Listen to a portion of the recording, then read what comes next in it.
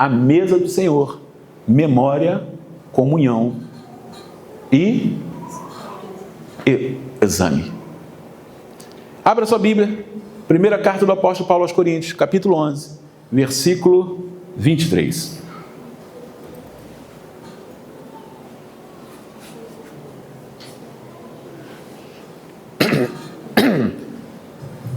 Se você estiver sem Bíblia, não tem problema, está aqui na tela, você pode ler conosco.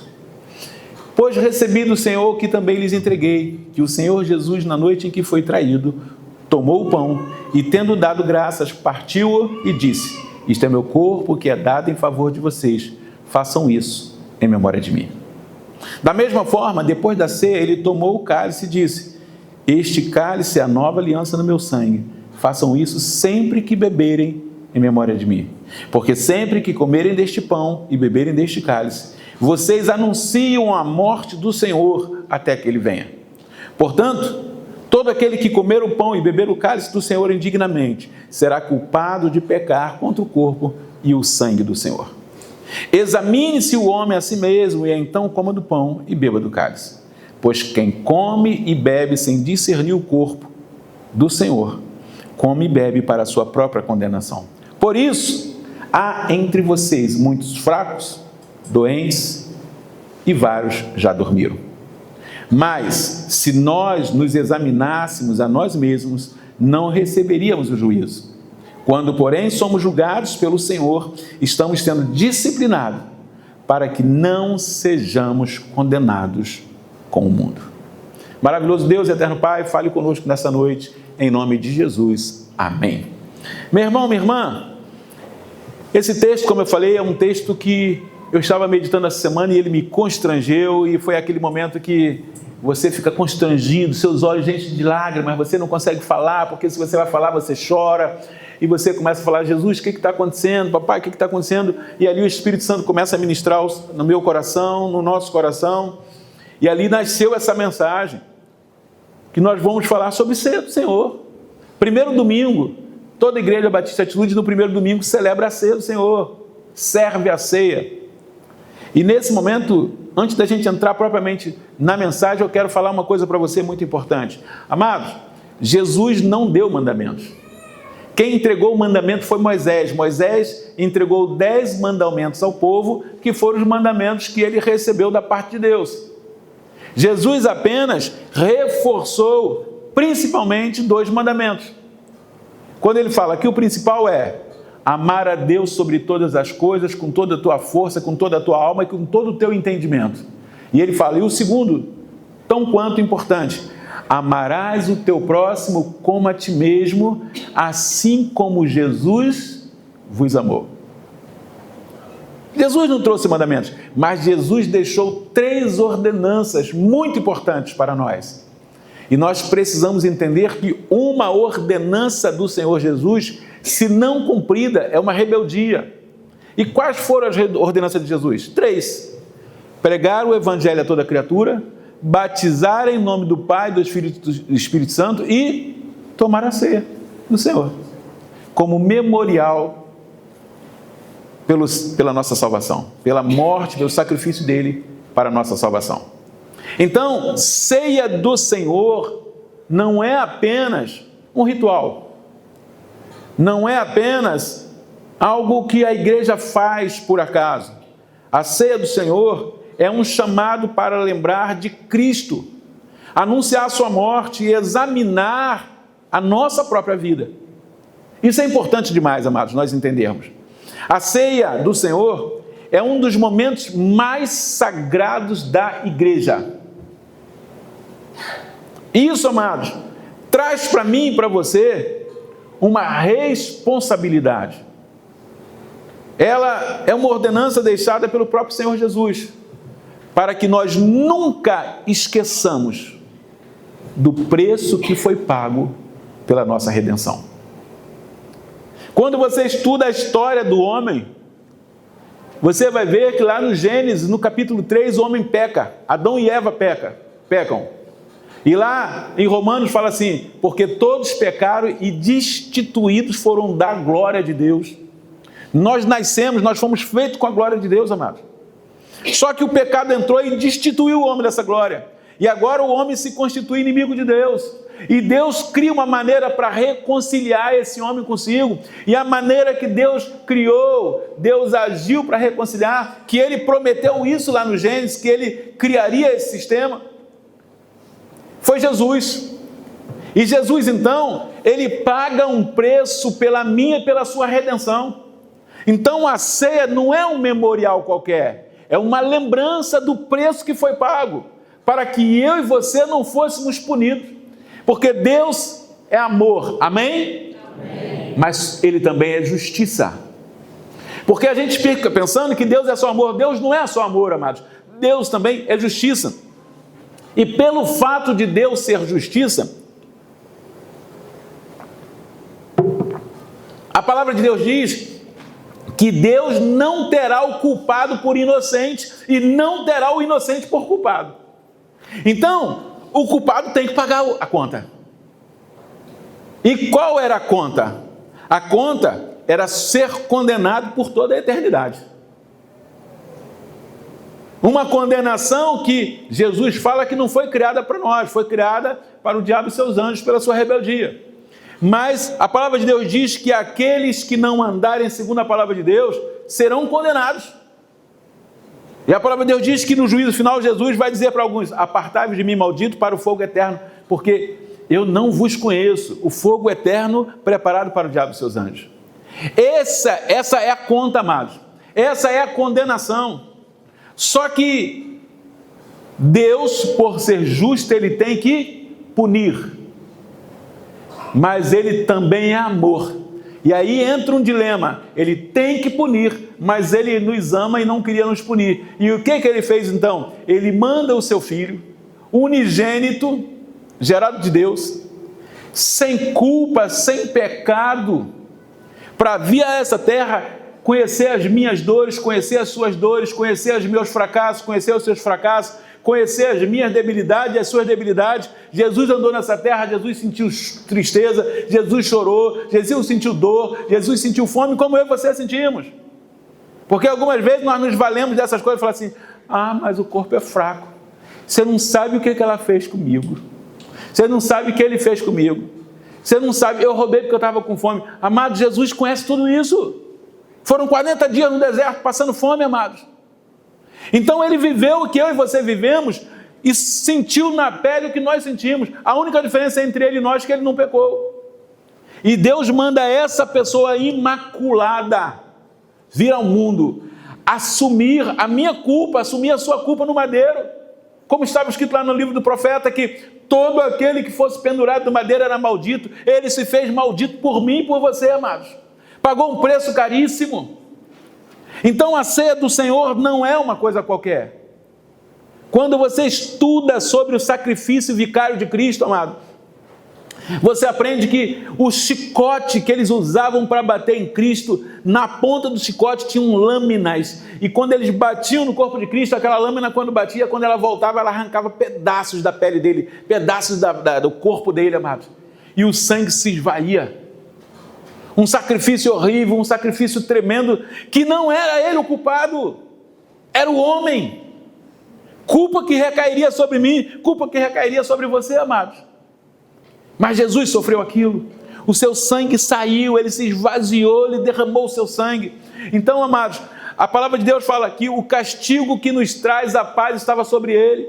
E é sobre isso que Jesus está falando na ceia, quando ele pega ali o pedaço de pão, ele fala assim: este é o meu corpo que é dado por vós. Ele está falando que aqueles pedaços do seu corpo, amados, representam o castigo que nos traz a paz. Quando ele derrama o seu sangue, ele fala assim: esse é o sangue da nova aliança, uma aliança eterna, amados. Eu estou até pensando em pregar uma série de mensagens aqui sobre as alianças de Deus com o homem, amados.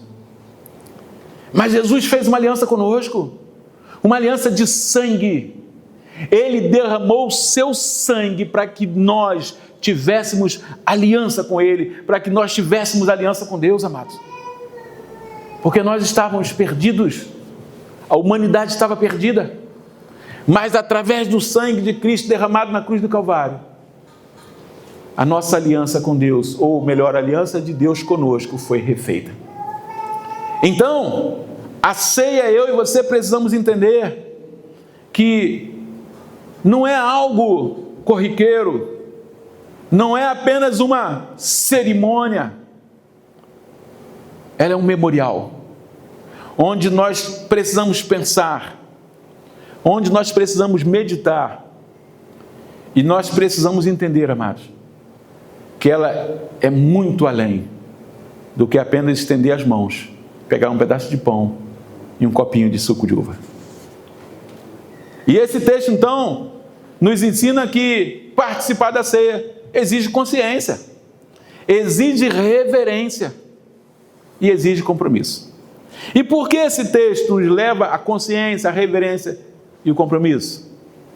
Primeira lição, porque a ceia nos faz lembrar do sacrifício de Cristo. Amados, quando eu e você tomamos a ceia, nós precisamos parar e pensar o que Ele sofreu para que eu e você tivéssemos liberdade. Eu não sei se você já foi preso, já foi punido de alguma forma, se você já passou um tempo aprisionado em alguma coisa, talvez uma internação. Um dia parece 1000 anos. Uma semana parece que você está um século no hospital. Eu fui militar e eu me lembro que nós tivemos uma missão que nós ficamos 23 dias em missões. Amados, era aqui, nós saímos daqui do Rio, fomos para Volta Redonda, para a Companhia Siderúrgica Nacional, 1989. Parece que o tempo não passava, parece que era uma eternidade que eu estava lá, parece que eu tinha anos que eu não via minha família. Porque nós não podíamos sair de lá, amados. Agora imagine alguém que vai ficar aprisionado por toda a eternidade em um lugar que a própria Bíblia chama de lago de fogo. É dessa punição que Jesus nos libertou, é dessa punição que Ele nos resgatou, amados. Então eu e você precisamos entender que a ceia, ela nos faz lembrar do sacrifício de Cristo, um sacrifício que Ele sofreu para que eu e você não sofrêssemos. E o apóstolo Paulo nos orienta nisso. Então, a ceia, o centro dela não é o pão. O centro da ceia não é o cálice. O centro da ceia é Cristo. E se nós não tivermos esse entendimento, cada vez que participarmos, nós precisamos lembrar que a nossa salvação custou o corpo ferido e o sangue derramado de Jesus. Para isso, meu irmão, eu quero falar uma coisa para você. Nunca permita que a ceia se torne apenas um ritual para mim e para você. Nunca permita que nós venhamos a participar da ceia sem renovar a nossa gratidão ao Senhor por tudo que Jesus passou em nosso lugar. Meu irmão, eu estava lendo essa semana e eu lembrei, domingo é dia de ceia. E eu gosto de ler o texto e aquilo me constrangeu, amados. E ali eu parei e falei, Senhor, muito obrigado, Senhor. Você já apanhou, amados? Você já tomou chicotada? Eu sou filho de uma mãe, um toquinho de gente desse tamanho, mas pensa numa baixinha brava. Mano. Era brava feito um cachorro. Pensa naquele pitbull. Batia à toa, amados. E lá em casa tinha um pedaço de mangueira, essa mangueira que você joga água assim, tinha um pedaço de mangueira desse tamanho que ela era a preferida dela. Aquilo já ficava, e o mar, quando ela falava o nome eu já sabia. Meu Deus do céu. E toma-lhe lapada. Ficava aqueles vergões na perna da grossura de um dedo, amados. E aí quando eu olhei para esse texto eu falei, meu Deus do céu, o que Jesus passou por mim, amados. Eu tenho que ser grato todos os dias. Você tem que ser grato todos os dias. Nós precisamos agradecer a Deus todos os dias, porque nós fomos salvos pela graça, sem fazer nada para merecer, amados. Não há nada que eu e você podíamos fazer para ser salvos. E Ele nos salvou, Ele nos libertou, Ele nos redimiu dessa condenação, amados. Mas Ele sofreu por mim e por você.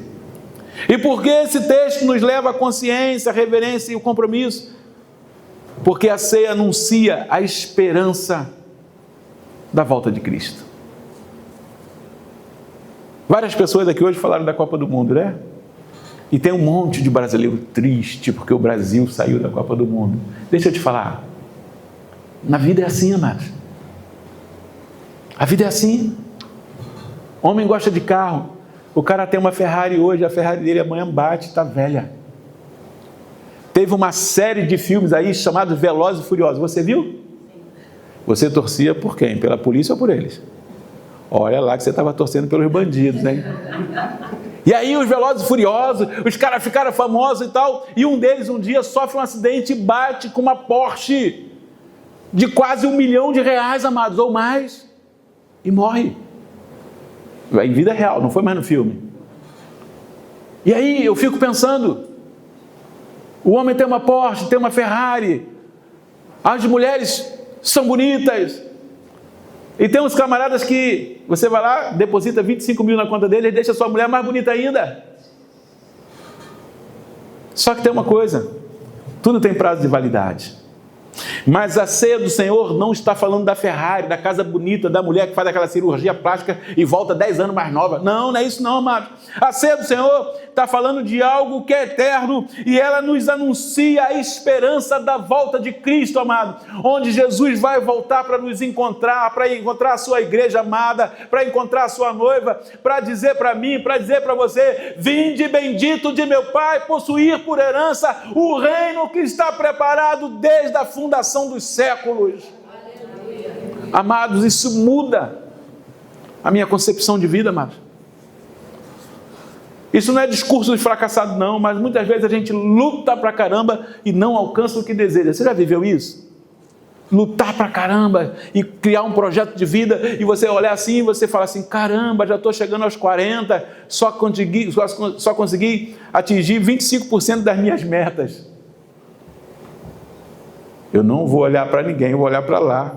Uma irmã falou assim: pastor, eu já me formei, eu já arrumei meu emprego, agora só falta casar, faz parte das minhas metas. Eu estou orando por ela. Ninguém pode rir, se você rir, você vai se entregar. Então não vou olhar para lado nenhum, só para frente, porque se você rir, você vai se entregar.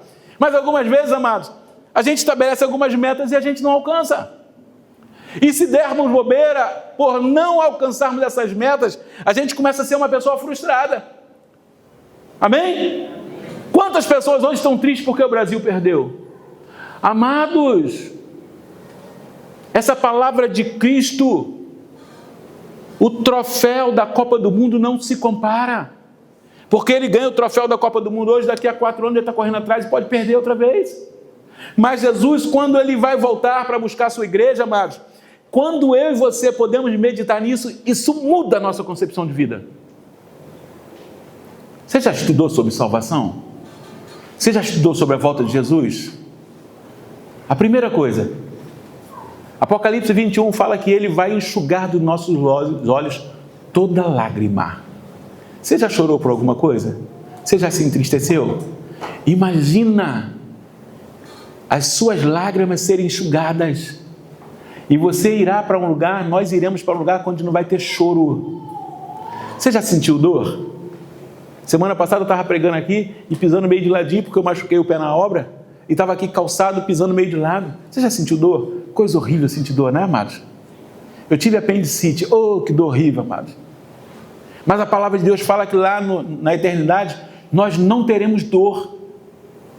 Você tem medo de morrer? Ah, não acredito, crente não tem medo de morrer. Mas a Bíblia fala que lá não vai ter morte, amado. Você tem medo de ser roubado? Eu já fui assaltado mais 6 vezes. Em 7 meses eu fui assaltado 3 vezes. Mas a Bíblia fala que lá não vai ter ladrão, amado. Eita, ó, não vai ter nem ladrão. Já pensou que coisa boa? Não vai ser nem o Brasil. Então é maravilhoso isso, amados. Só que tem uma coisa melhor que isso. A palavra de Deus diz que quando Jesus vier, nós vamos receber um corpo incorruptível. Você sabe o que é isso? Um corpo que não vai adoecer? Um corpo que não vai mais sofrer dor? A gente está convivendo com uma doença horrível, né, amados? De vez em quando você está aqui e alguém fala assim: ih, fulano recebeu um diagnóstico de câncer. Já aconteceu isso? Minha mãe morreu de câncer em 2019. Quando minha mãe recebeu o diagnóstico de câncer em 2016, a família toda se abateu. Mas o corpo incorruptível que nós vamos receber na eternidade não vai ter câncer, amado. Não vai ter diabetes. não vai ter hipertensão. Então, quando eu leio esse texto e quando eu penso na ceia do Senhor, que ela anuncia para mim a esperança da volta de Cristo, é a mesma coisa que eu pensar assim: caramba, Jesus vai voltar e Ele vai me resgatar dessa vida que me oferece ladrão, que me oferece câncer, que me oferece diabetes, que me oferece doença, que me oferece choro. Jesus vai me resgatar e me levar para viver a eternidade com Ele, onde nunca mais nós teremos isso na nossa vida, amados. Isso muda a minha concepção de vida. O Brasil pode perder todas as Copas do Mundo, que eu vou continuar sendo feliz, amados.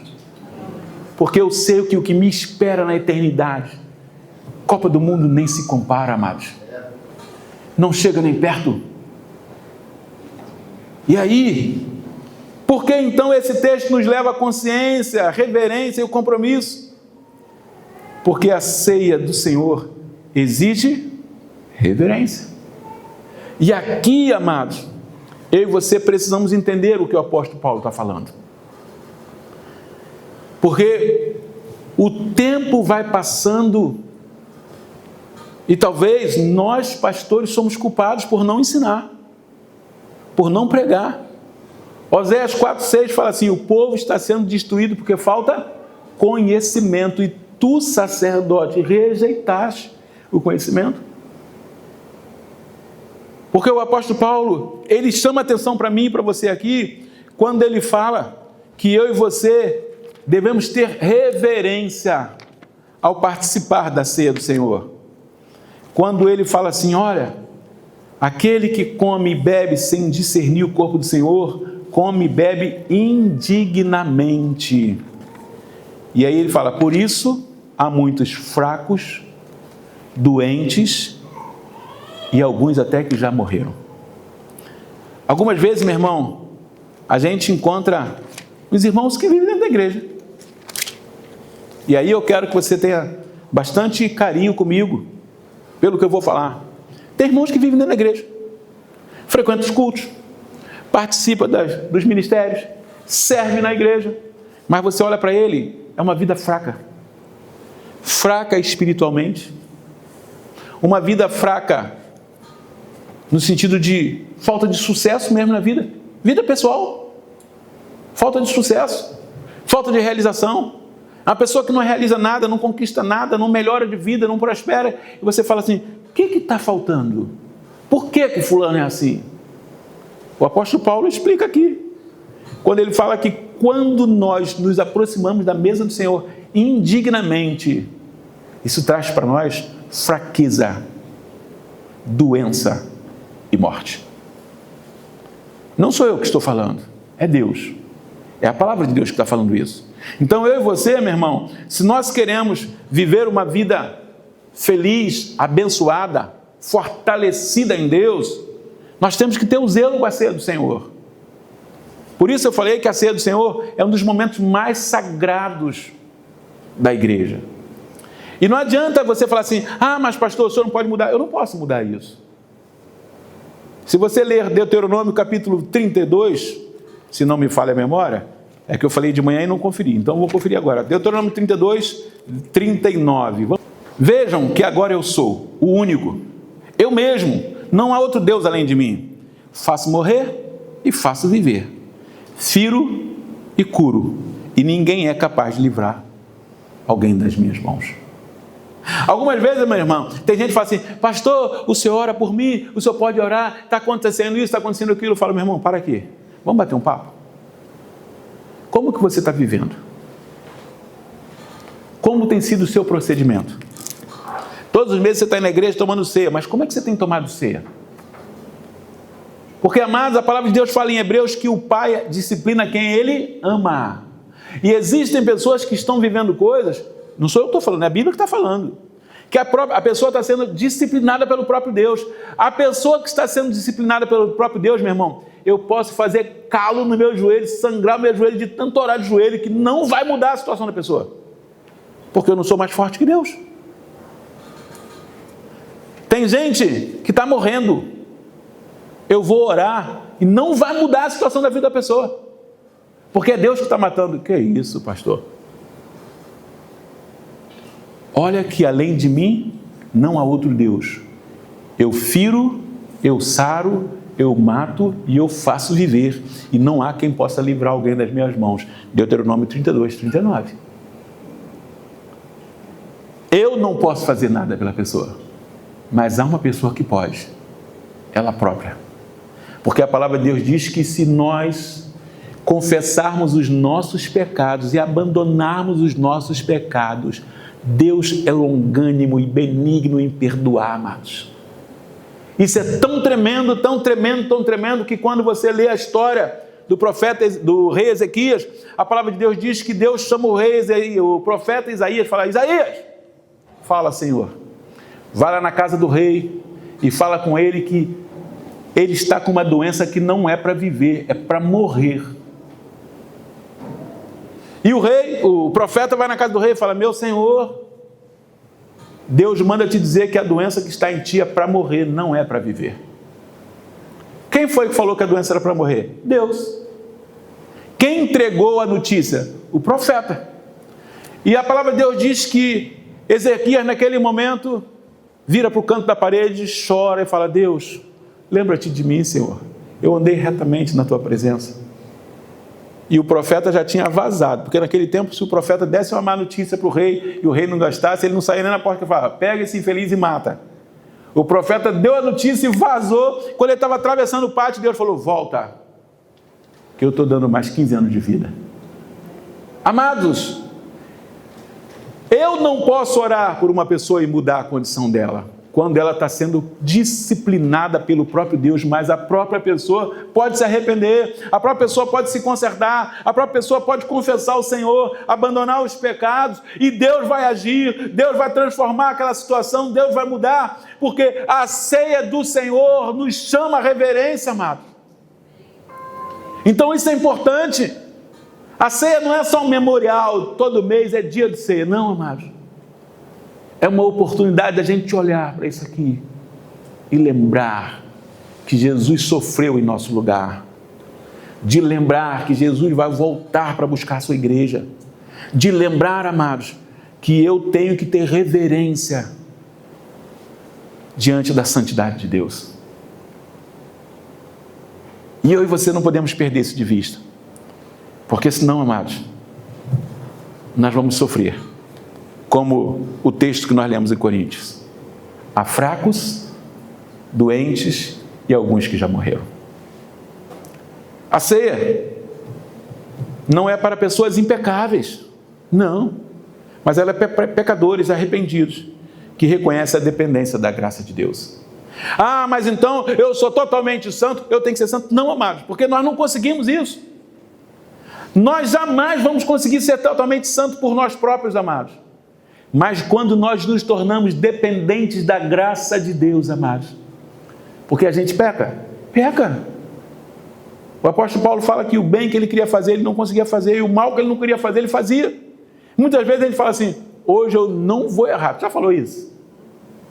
Parece que o inimigo escuta e fala assim: eu vou provocar ele. Aí você pega o seu carro dirigindo, na primeira curva que tu entra, tu toma logo uma fechada, você fala: não, mas eu falei que não ia pecar. Mas aí já saiu. Muitas vezes já saiu. Ah, se eu te pego, eu dou um bico na sua canela. Você já falou isso? Mas já saiu, já era, já pecou. Aí você fala assim: ah, meu Deus, eu falei que não ia pecar. Tem horas que acontece, amados. Mas aí você confessa ao Senhor e você fala: Senhor, amanhã eu vou sair sem carro, que assim eu não tomo fechada. Mas você não pode sair tarde de casa. Porque eu conheço uma pessoa que ela pega no serviço às 10 horas da manhã. Eu vou olhar para lá, ninguém pode rir, senão entrega. Aí ela sai de casa 9h51, 9h52, 9h53, aí não vai de carro, vai de táxi. Taxista, se você tiver uma hélice, bota uma hélice e sai voando por aí. Parece que o taxista entende tudo errado e vai devagarinho. Ela... Eu falo: calma, segura. Vai pelo meio da Presidente Vargas, o taxista não vai pelo canto não, que taxista lerdo e tal. A pessoa só não falou que saiu tarde de casa. Então, meu irmão, deixa o carro. Você sabe por quê? Nosso carro quebrou em novembro, outubro, não sei. Estamos sem carro desde outubro, graças a Deus, amado. Você já deu graças a Deus que o seu carro quebrou? Amados, uma das coisas que eu precisava trabalhar na minha vida era dirigir esse trânsito do Rio de Janeiro. Eu saía da graça. Coitado da minha mulher. O que ela escutava? Esse infeliz não sabe dirigir, isso é um ruim de roda e tal. Ela falava assim, ele está te escutando? Quem está escutando sou eu. Aí, graças a Deus, o carro quebrou, eu não dirijo mais no centro do Rio, eu não brigo mais com o motorista. Mas aí também não adianta você não sair de carro e sair tarde, brigando com o taxista. Você tem que sair cedo. Amém, amado? Aí você sai cedo. Aí chega cedo na igreja. Aí dá tempo de você ajoelhar, orar, falar com Deus, abraçar o irmão, a irmã, dar sorriso. Porque senão a gente entra na igreja apavorado também. Que hora que o culto vai começar? Já está tocando o terceiro louvor e está perguntando que hora que o culto vai começar. E aí o irmão quer te dar boa noite ali na porta da boa-vinda. Você fala, esse irmão também está me atrapalhando a entrar no culto. Verdade, amado. Tem vezes que a gente faz isso. A gente quase atropela a pessoa que está na recepção porque a gente está atrasado para o culto. E por que esse texto então nos leva à consciência de reverência e compromisso? Porque a ceia do Senhor nos chama ao autoexame. Meu irmão, minha irmã, autoexame não é eu ficar olhando para a igreja o que tem de errado na igreja, não. Não é olhar para a tua vida o que tem de errado na sua vida, não. Não é olhar para a vida do vizinho, da vizinha, não. Autoexame é olhar para a minha própria vida e ver o que tem errado na minha vida. Eu já falei aqui e repito, amado. Eu briguei anos e anos e anos com o mesmo pecado.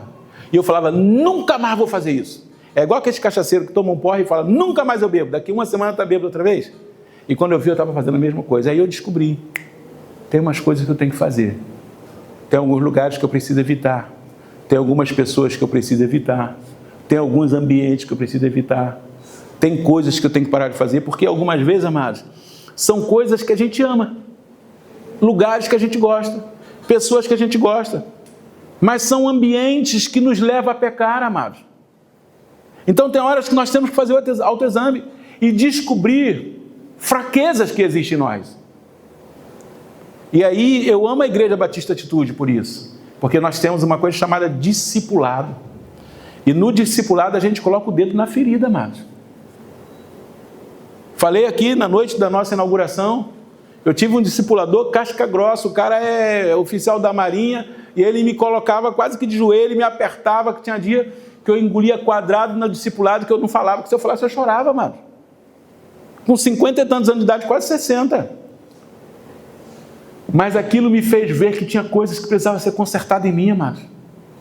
O autoexame é maravilhoso, e o discipulado da nossa igreja tem isso, porque a gente vai ganhando a pessoa no discipulado, e a gente vai trabalhando com ela, e a gente vai trabalhando com aquela pessoa, para a gente levar aquela pessoa a entender que tem coisas que precisam ser consertadas na sua vida. Amados, tem pessoas que são amáveis, até a primeira oportunidade de apertar ele e mentir.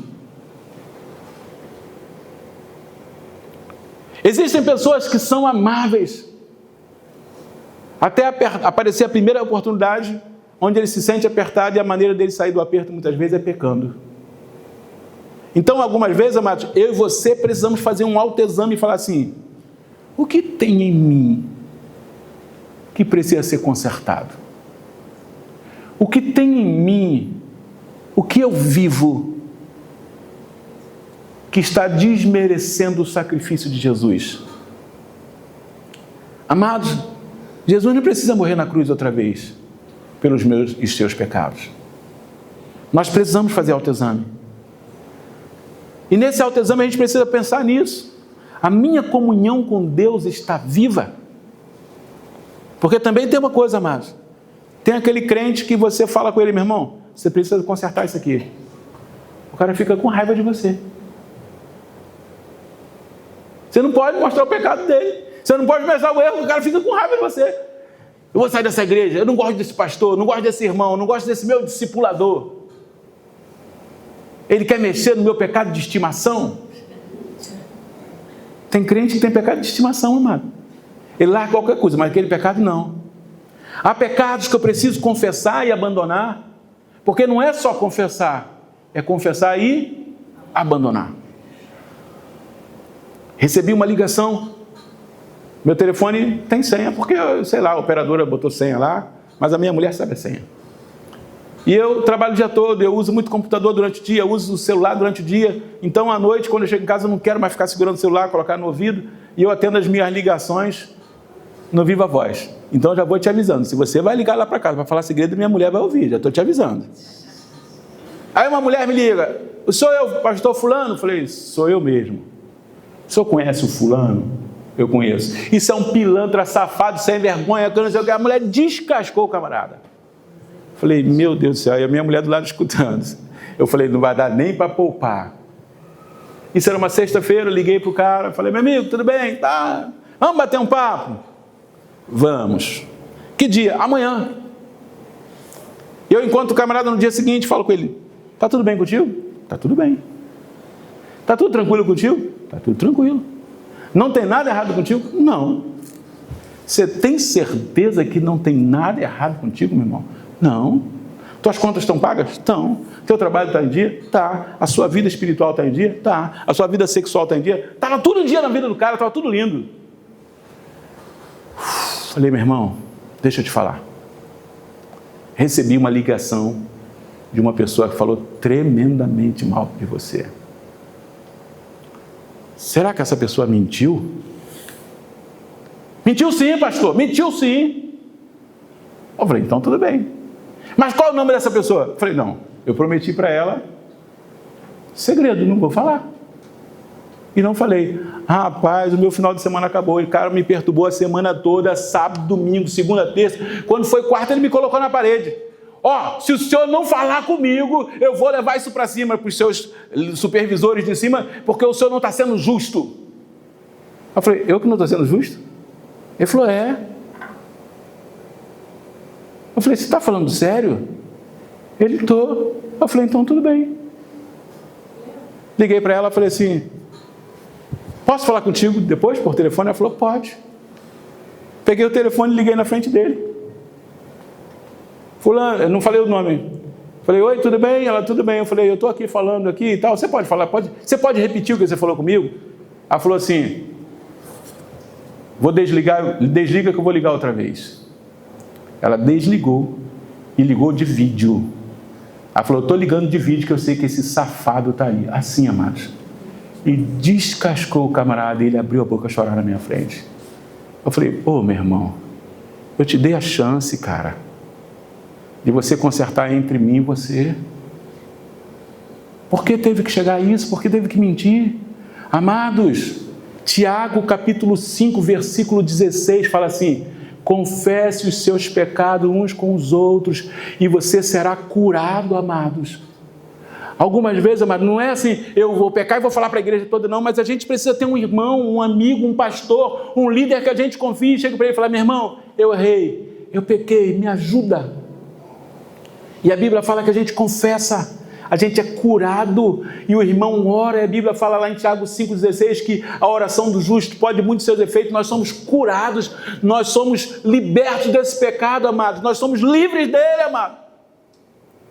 Mas algumas vezes a gente quer sustentar aquilo sem condições de sustentar, amado.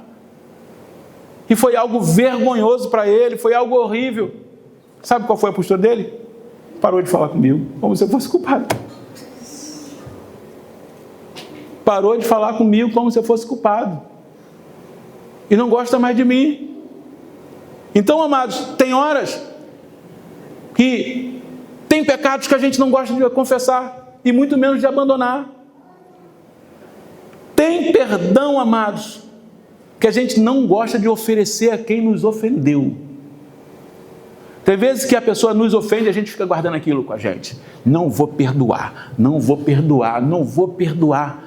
Amado, deixa eu falar uma coisa para você. O maior prejudicado não é quem não é perdoado, é quem não perdoa. Mateus capítulo 6, Jesus ensina a oração do Pai Nosso. E lá pelo versículo 12, 13, ele começa a falar assim, Pai, perdoe os nossos pecados como nós temos perdoado a quem nos ofendeu. E lá no versículo 14 ele fecha falando assim, porque se não perdoar quem te ofendeu, o vosso Pai que está no céu não vos perdoará também. E aí muitas vezes a gente quer carregar a falta do perdão e acha que vai entrar no céu. Quem entra no céu sem perdão, amados? Então muitas vezes nós precisamos entender isso. Antes de chegar cedo à mesa do Senhor, a gente tem que pensar: eu estou perdoando a quem me ofendeu? Eu estou vivendo em obediência à palavra de Deus? Eu tenho verdadeiramente valorizado o sacrifício de Cristo? O autoexame não tem o objetivo de nos afastar da mesa, amados, mas ele nos conduz ao arrependimento e à restauração. E por último, para encerrar, por que esse texto nos leva à consciência, à reverência e ao compromisso? Porque a disciplina do Senhor revela o seu amor. A Bíblia fala em Hebreus que o Pai disciplina que Ele ama. Algumas vezes, amados, Deus está punindo a pessoa ali por amor. Porque se Deus não fizesse isso, Deus mataria. Que isso, pastor? Verdade. Se você vai lá para Levítico 20:10 ou 10:20, eu sempre confundo aí, fala que Nadab e Abiú, os filhos de Arão, sacerdotes do Senhor, ofereceram fogo estranho ao Senhor, e desceu o fogo de Deus e os consumiu sumariamente, amados. Então, muitas vezes, a gente pensa assim: mas Deus está punindo a pessoa. Amor. O amor de Deus muitas vezes nos leva a ser punido, para que a gente possa entender que a gente precisa consertar, que a gente precisa corrigir. Só que esse amor restaurador de Deus não é para nos matar, é pelo contrário, é para evitar que nós sejamos condenados com o mundo. O texto que eu falei é Levítico 10 mesmo, tá? Fala assim: Nadab e Abiú, filhos de Arão, pegaram cada um seu incensário, nos quais acenderam o fogo e acrescentaram o incenso e trouxe ao Senhor. E aí você vai lendo e você vai ver que eles fizeram o que era errado e Deus os consumiu. Então, meu irmão, que eu e você não tenhamos a necessidade de ser punido por Deus para nos corrigir. Que hoje, nessa noite de ceia do Senhor, você possa fazer um autoexame. E se alguma dessas coisas precisam ser consertadas na sua vida, que você tire um tempo agora para orar. Eu vou orar com você, e que você possa se consertar com o Senhor. Talvez você chegou até aqui errado, mas a palavra de Deus diz que se nós confessarmos ao Senhor, nos arrependermos, confessarmos ao Senhor e abandonar o pecado, Ele nos perdoa. Então, eu convido você a baixar sua cabeça nesse horário, agora. Convido você a orar comigo. Você não precisa falar em voz alta. Você vai repetir em voz baixa a oração que eu vou fazer. Se porventura tem alguma coisa específica que você quiser falar com Deus, coloque sua mão no seu coração, fala com Deus baixinho. Ele sabe o que é. Ninguém precisa ouvir. Mas eu desejo que você saia daqui hoje leve, sem sentimento de culpa, sem sentimento de condenação. Que você possa participar da ceia do Senhor com gratidão e alegria no seu coração. Deus, eu ouvi a Tua voz nessa noite. Dia de ceia, Senhor. Dia de comunhão. Momento sagrado para a igreja, onde a Tua palavra me faz entender, Senhor, que hoje eu sou livre, porque Jesus levou sobre si as minhas culpas, que o castigo que me traz a paz estava sobre Ele, Deus. Hoje, Deus, eu entendo que esse é um momento de eu renovar a minha esperança na certeza que Jesus voltará para me levar. Esse é o momento, Deus, de reverenciar o Senhor, de chegar diante do Senhor com as mãos limpas. E por isso, Deus, eu confesso ao Senhor, eu apresento o meu arrependimento. Eu confesso aquele pecado que a minha esposa não sabe, o meu esposo não sabe, o meu filho, a minha filha, meu pai, minha mãe, meu irmão, minha irmã, meu líder, meu pastor não sabe, mas o Senhor conhece, Deus. E te peço, Deus, me perdoa, me ajuda, Senhor, em nome de Jesus. Deus, esse é o momento de abrir o meu coração para o Senhor, num autoexame, reconhecer que há coisas em mim que precisam ser tiradas. Por isso eu te peço, Espírito Santo, revela a mim aquilo que talvez eu não tenha entendido, que é algo que te entristece, que te aborrece, porque eu quero ser livre diante do Senhor, Espírito Santo. Eu não quero ser fraco, eu não quero ser doente, eu não quero morrer. Eu quero ser chamado de filho amado, Senhor. E por isso, Deus, eu te peço que o Senhor olhe para mim com graça, bondade e misericórdia. E te agradeço até pelas disciplinas do Senhor na minha vida, porque eu reconheço o teu amor, a tua graça, a tua bondade e a tua misericórdia. E é por isso que eu oro, Senhor, em nome de Jesus. Amém.